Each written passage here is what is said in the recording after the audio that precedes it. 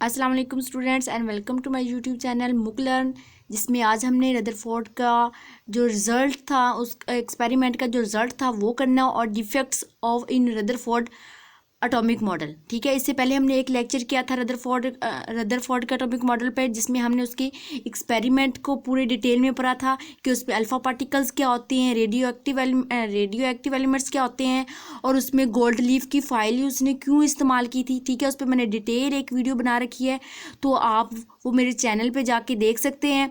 और उसमें उसकी हमने ऑब्जर्वेशन क्या निकली थी वो की थी। ठीक है, उसमें मैंने आपको शॉर्ट क्वेश्चंस और लॉन्ग क्वेश्चंस और एमसीक्यू जो पहले एग्जामिनेशन में पूछे गए हैं, जो एग्जामिनेशन पॉइंट ऑफ व्यू से इम्पोर्टेंट है, वो मैंने आपको उधर उसमें दिखाए थे।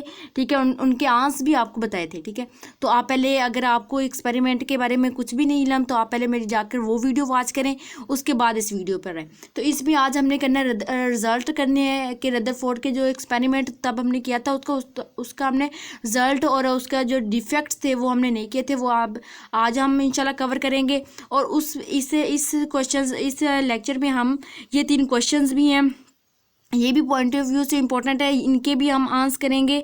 ठीक है, और ये लास्ट में मैं इंशाल्लाह आपको जैसे ही बताऊंगी तो लास्ट में आप इस काबिल हो जाएंगे कि आप इन जो क्वेश्चंस के आंसर खुद देने के काबिल हो जाएंगे। ठीक है, तो आज हम लेक्चर स्टार्ट करते हैं।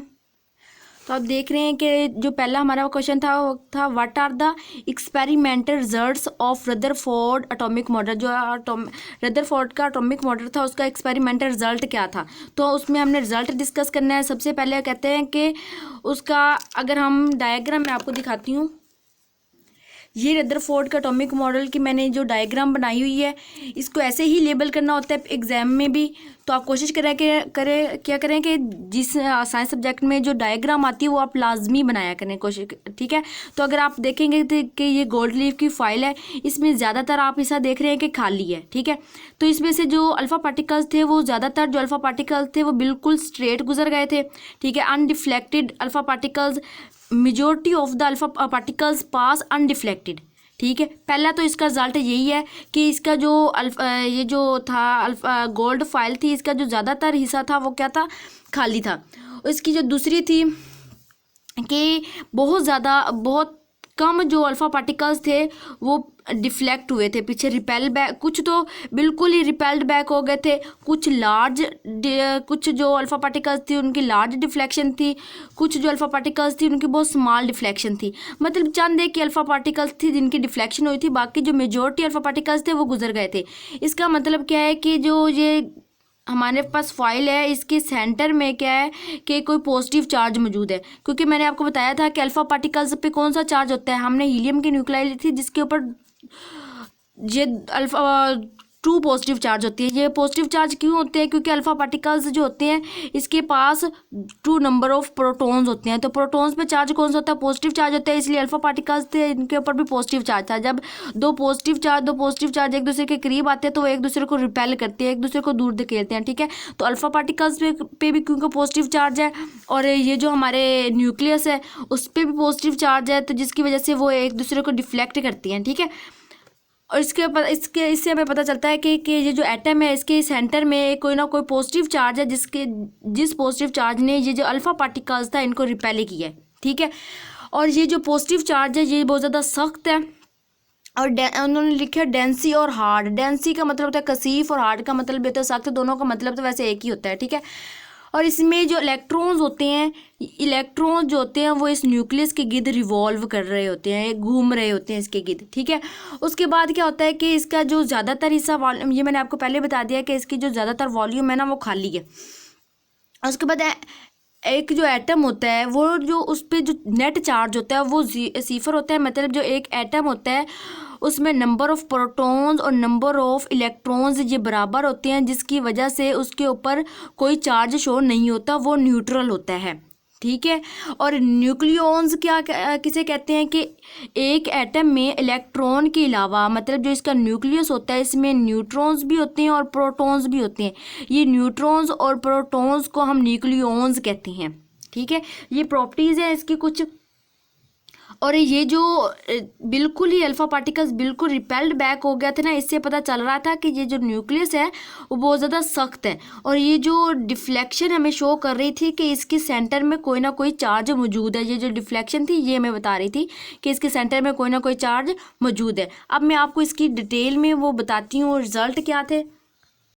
तो अगर हम इसकी पहली प्रॉपर्टी देखें तो मैंने बस हाफ भी क्वेश्चन ही बनाए हुए कि most of the volume occupied by atom is empty, मतलब ये पॉइंट नहीं था, मतलब कि कैसे पता चला कि जो एटम होता है, अगर एक एटम होता है उसका जो ज़्यादातर वॉल्यूम होता है, ये जो जगह होती है वो खाली होती है, ये कैसे पता चला था? क्योंकि बहुत ज़्यादा जो अल्फा पार्टिकल्स थे ना वो बिल्कुल स्ट्रेट गुजर गए थे, जिससे पता क्या चल रहा था कि इसका जो ज़्यादातर हिस्सा है वो खाली है। उसके बाद इसके सेंटर में न्यूक्लियस है, इसका कैसे इल्म हुआ था?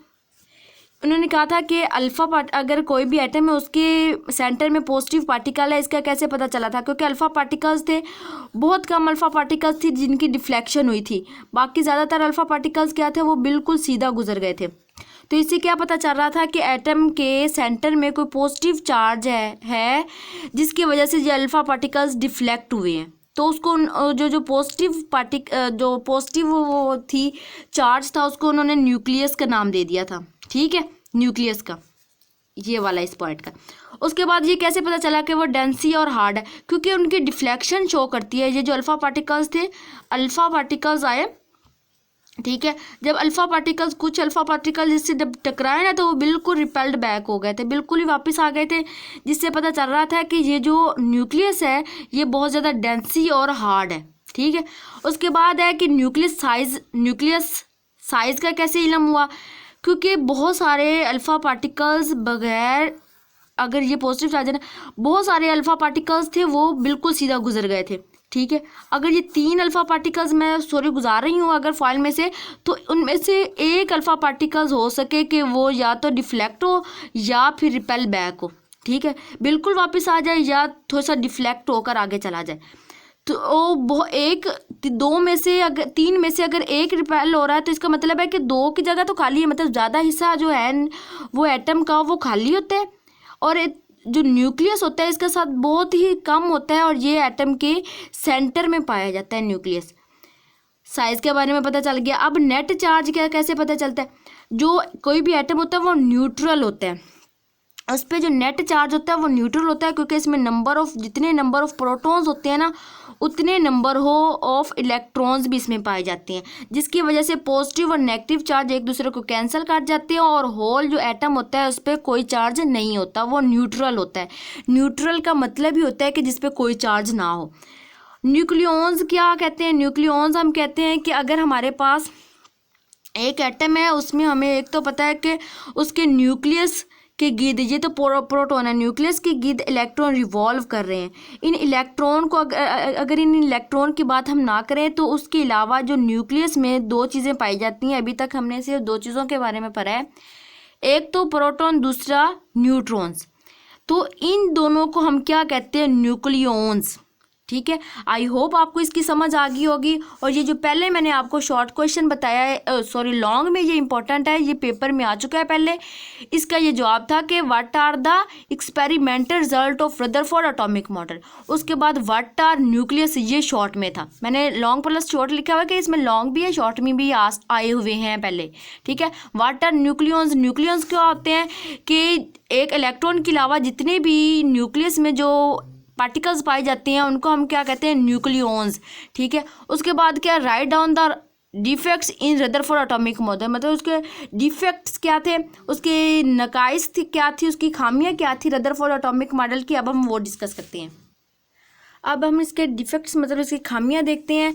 तो खामियां इसकी ये थी कि क्लासिकल थ्योरी कहते हैं, पुरानी जो थ्योरीज थी, पुराने मुशाहदात थे, उनको हम क्लासिकल थ्योरी कहते हैं।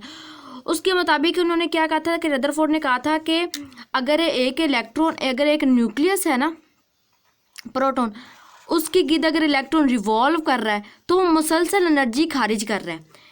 कि इसकी अगर डेली लाइफ से आपको एग्जांपल दूं कि अगर एक कोई भी पुअर मैन हो और अगर रिच मैन, तो रिच मैन क्या होता है, पुअर मैन से मतलब अगर गरीब आदमी से जो अमीर आदमी होता है वो अक्सर दूर ही रहता है, ठीक है, ज़्यादातर दूर ही रहता है। लेकिन बाज़ औक़ात अगर ऐसा हो, फ़र्ज़ करो कि इसकी जो अमीर आदमी था, अगर इसकी आमदनी आस्ता आस्ता कम होती जाए, तो जैसे जैसे कम होती जाएगी तो इसकी ये तो गरीब आदमी के पास ही आता जाएगा ना। जैसे जैसे ये पास आता जाएगा, जब बिल्कुल इसकी हैसियत और इसकी हैसियत बराबर हो जाएगी तो ये मिलकर रहने लग जाएंगे ना, ठीक है। वरना हमारे माशरे में ऐसा होता है कि जो अमीर लोग होते हैं वो गरीबों से दूर ही रहना पसंद करते हैं, ठीक है। ऐसा नहीं करना चाहिए। तो मैं ये तो बस एक वैसे एग्जांपल थी, इसमें कुछ खास इतना लॉजिक नहीं है। तो ऐसे ही जैसे इलेक्ट्रॉन के पास एनर्जी होती थी, जैसे कि अमीर आदमी के पास होती है तो वो घूमता फिरता है, गरीबों से दूर ही रहता है। तो जब इलेक्ट्रॉन के पास क्या थी, एनर्जी थी, तो वो न्यूक्लियस से दूर था। जैसे जैसे मैं वो कह रहा है, रदरफोर्ड ने कहा था कि ये मुसलसल एनर्जी खारिज कर रहा है, ठीक है। जैसे जैसे जैसे मैंने कहा था कि ये जो अमीर आदमी होता है वो मुसलसल अपने जो पैसे होते हैं उनको खर्च करता रहता है। तो इलेक्ट्रॉन के पास एनर्जी थी, तो वो इलेक्ट्रॉन क्या करता है, मुसलसल एनर्जी अपनी खारिज करता रहता है। जब वो एनर्जी खारिज करता रहता है तो उसकी जो एनर्जी वो कम होती जाती है। जैसे कि अमीर आदमी के पास पैसे कम होते रहते हैं, एनर्जी कम होती रहती है, तो एक वक्त ऐसा आता है जैसे जैसे वो इलेक्ट्रॉन क्या करता है, एनर्जी खारिज करता जाता है, तो उसकी एनर्जी कम होती जाती है, तो वो न्यूक्लियस के पास आता जाता है और आखिरकार उसको न्यूक्लियस में गिर जाना चाहिए। ये इसका डिफेक्ट था, ये इसकी खामी थी कि इलेक्ट्रॉन गिरता नहीं है न्यूक्लियस में कभी भी, ठीक है। उसकी गिद्ध रिवॉल्व तो करता है लेकिन कभी न्यूक्लियस में नहीं गिरता। जैसे कि वो अमीर और गरीब मिल जाते हैं, मैंने ऐसा कहा था, ठीक है, वैसे ही आपको समझ आ जाए। तो जब जाहिर सी बात है इलेक्ट्रॉन के पास एनर्जी थी तो वो रिवॉल्व करता है, तो आखिरकार उसकी एनर्जी ख़त्म हो जानी चाहिए और उसको न्यूक्लियस में गिर जाना चाहिए। मगर इलेक्ट्रॉन कभी भी न्यूक्लियस के अंदर नहीं गिरता, ठीक है। Electron should fall into the nucleus, ये इसकी थी कि गिर जाना चाहिए, लेकिन इलेक्ट्रॉन कभी न्यूक्लियस में नहीं गिरता। ये आप लोगों ने याद रखना है। पहले इसकी ये खामी थी।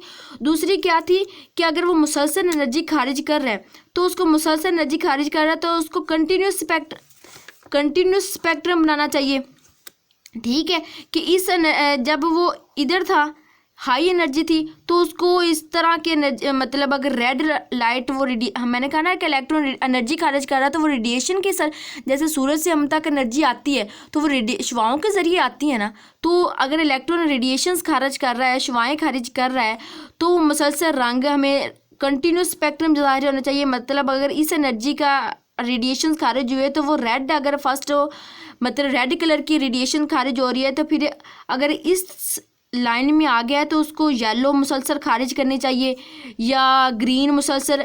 जैसे आप लोगों ने वो रेनबो देखी है कभी, बारिश होने के बाद वो जो नज़र आ रही होती है तो वो कंटिन्यूस स्पेक्ट्रम होता है ना, रेड फिर येलो या ब्लू लाइनें हमें नज़र आ रही होती हैं, ठीक है। लेकिन इसमें यह खामी थी कि ये लाइन स्पेक्ट्रम जाहिर कर रहा था कि मतलब पहले रेड, फिर कुछ देर के बाद हमें गैप आ जाता है उसमें, उसके बाद हमें ब्लू या येलो दिखाई देती है लाइन, ठीक है। ये लाइन स्पेक्ट्रम है, कंटिन्यूस स्पेक्ट्रम में ऐसे गैप नहीं आता, ठीक है। लेकिन रदरफोर्ड का जो हमें मॉडल था उसमें हमें ये पता चला कि ये जो इलेक्ट्रॉन था ना वो अगर मुसलसल एनर्जी खारिज कर रहा था तो इसको कंटिन्यूस स्पेक्ट्रम बनाना चाहिए, लेकिन वो लाइन स्पेक्ट्रम बना रहा था। ये इसकी खामियां थी दो, ठीक है। पहली ये कि उसको न्यूक्लियस में, इलेक्ट्रॉन को न्यूक्लियस में गिर जाना चाहिए लेकिन वो गिरता नहीं है।